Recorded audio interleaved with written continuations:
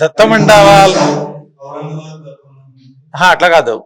So ఉత్తర సర్కార్లు ఇచ్చింది వచ్చేసి ఎలా అంటే 1766 లో రాజమండ్రి అగ్రిమెంట్ అని అన్నాం. దత్తమండలాలు చూసినట్లయితే సబ్సిడియరీ అలయన్స్ లో సంతకం చేసిన తర్వాత ఇచ్చినవి దత్తమండలాలు.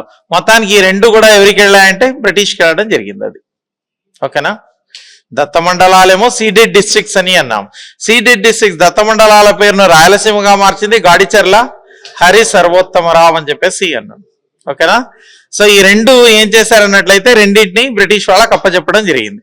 ఆ తర్వాత కాలంలో ఏమైంది అన్నట్లయితే అంతకుముందు దత్తమండలాల్లో చిత్తూరు లేదు. చిత్తూరు ఉందా అంటే లేదు. బళ్ళారి అనేది ఉండేది. అనంతపురం, కర్నూలు, కడప, బళ్ళారి.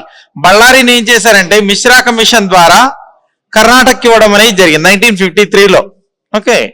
ఆ తర్వాత చిత్తూరు అనేది రాయలసీమలో చేరడం జరిగింది. ఓకేనా.